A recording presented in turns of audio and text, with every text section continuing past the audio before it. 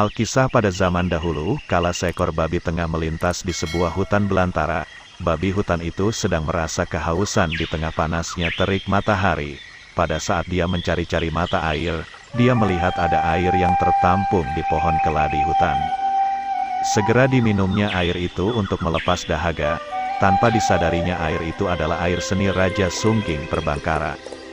Karena kesaktian Raja Sungging Perbangkara, babi hutan itu pun mengandung setelah meminum air seninya. 9 bulan kemudian si babi hutan melahirkan seorang bayi perempuan. Raja Sungging Perbangkara mengetahui perihal adanya bayi perempuan yang terlahir karena air seninya itu. Ia pun pergi ke hutan untuk mencarinya. Ditemukannya bayi perempuan itu. Dia pun memberinya nama Dayang Sumbi dan membawanya pulang ke istana kerajaan. Singkat cerita, Dayang Sumbi tumbuh menjadi perempuan yang sangat cantik wajahnya. Serasa tak terbilang jumlah raja, pangeran dan bangsawan yang berkehendak memperistri anak perempuan Raja Sungging Perbangkara itu. Namun, semua pinangan itu ditolak Dayang Sumbi dengan halus. Sama sekali tidak diduga oleh Dayang Sumbi. Mereka yang ditolak pinangannya itu saling berperang sendiri untuk memperebutkan dirinya. Dayang Sumbi sangat bersedih mengetahui kenyataan bahwa para pangeran, raja dan bangsawan yang ditolaknya saling melakukan peperangan. Dia pun memohon kepada Raja Sungging Perbangkara untuk mengasingkan diri. Sang raja akhirnya mengizinkan anaknya tersebut untuk mengasingkan diri. Dayang Sumbi mengasingkan diri di sebuah bukit ditemani oleh seekor anjing jantan bernama Situmang. Untuk mengisi waktu luangnya selama dalam pengasingan, Dayang Sumbi pun menenun. Alkisah, ketika Dayang Sumbi sedang menenun, peralatan tenunannya terjatuh. Ketika itu Dayang Sumbi merasa malas untuk mengambilnya. Terlontarlah ucapan yang tidak terlalu disadarinya, siapapun juga yang bersedia mengambilkan peralatan tenunku yang terjatuh.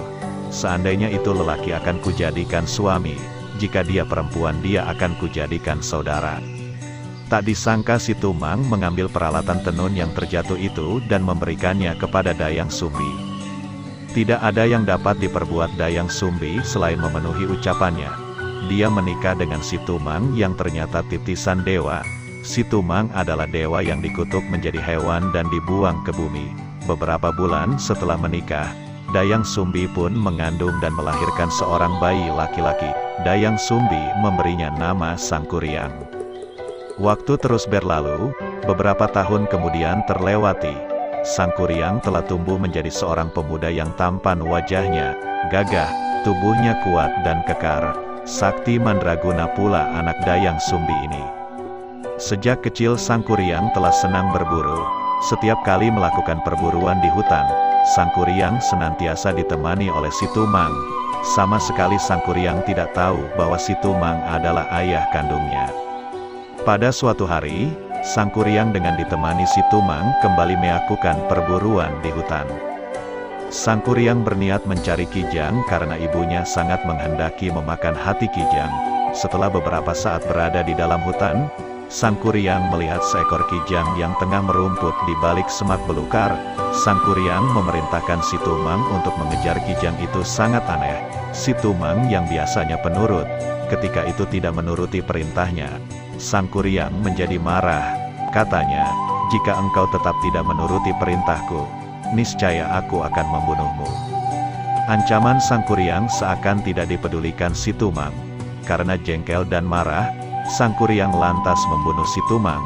Hati anjing hitam itu diambilnya dan dibawanya pulang ke rumah. Sangkuriang memberikan hati Situmang kepada ibunya untuk dimasak. Tanpa disadari Dayang Sumbi bahwa hati yang diberikan anaknya adalah hati suaminya. Dia kemudian memasak dan memakan hati itu. Maka, tak terperikan amarah Dayang Sumbi kepada Sangkuriang ketika dia tahu hati yang dimakannya adalah hati Situmang. Dia lalu meraih gayung yang terbuat dari tempurung kelapa dan memukul kepala Sangkuriang, hingga kepala Sangkuriang terluka. Sangkuriang sangat marah dan sakit hati dengan perlakuan ibunya itu. Menurutnya, ibunya lebih menyayangi Situmang dibandingkan dirinya. Maka, tanpa pamit kepada Dayang Sumbi ibunya, Sangkuriang lantas pergi mengembara ke arah timur.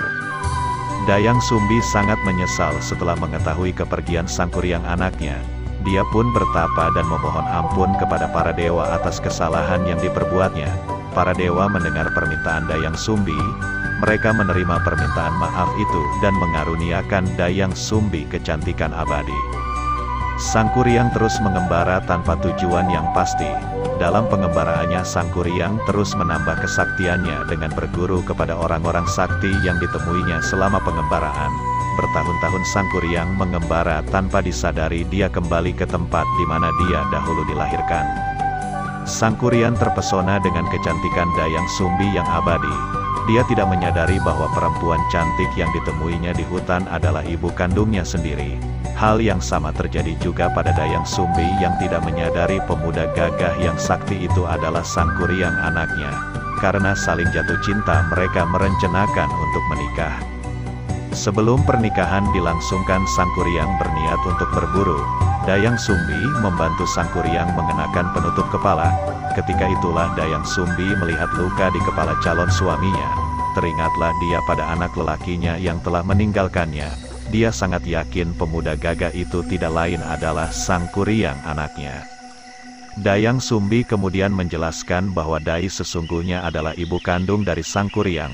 Oleh karena itu dia tidak bersedia menikah dengan anak kandungnya tersebut. Namun, Sang Kuryang yang telah dibutakan oleh hawa nafsu tidak memperdulikan penjelasan Dayang Sumbi. Dia tetap bersikukuh akan menikahi Dayang Sumbi. Jika memang begitu kuat keinginanmu untuk menikahiku, aku mau engkau memenuhi satu permintaanku, kata Dayang Sumbi. Apa permintaan yang engkau kehendaki? Tantang Sang Kuryang. Dayang Sumbi mengajukan syarat yang luar biasa berat, yaitu dia ingin sungai Citarum dibendung untuk dibuat danau, dan di dalam danau itu ada perahu besar. Semua itu harus dapat engkau selesaikan dalam waktu 1 malam. Sebelum fajar terbit, kedua permintaanku itu harus telah selesai engkau kerjakan. Tanpa ragu Sang Kuryang menyanggupi permintaan dari Dayang Sumbi. Baiklah, aku akan memenuhi permintaanmu. Sang Kuryang segera bekerja mewujudkan permintaan Dayang Sumbi. Pertama kali dia menebang pohon besar untuk dibuatnya sebuah perahu. Cabang dan ranting pohon yang tidak dibutuhkannya ditumpukan. Tumpukan cabang dan ranting pohon itu dikemudikan hari menjelma menjadi gunung Burangrang. Begitu pula tunggul pohon itu kemudian berubah menjadi sebuah gunung yang lebih dikenal Gunung Bukit Tinggul. Perahu besar itu akhirnya selesai dibuat Sang Kuryang. Pemuda sakti itu lantas berniat membendung aliran sungai Citarum yang deras untuk dibuat sebuah danau. Sang Kuryang kemudian memanggil para makhluk halus untuk membantunya mewujudkan permintaan Dayang Sumbi. Semua yang dilakukan Sang Kuryang diketahui oleh Dayang Sumbi. Terbit kecemasan dalam hati Dayang Sumbi ketika melihat pekerjaan Sang Kuryang sebentar lagi selesai. Dia harus menggagalkan pekerjaan Sang Kuryang agar pernikahan dengan anak kandungnya itu tidak terlaksana. Dia pun memohon pertolongan dari para dewa.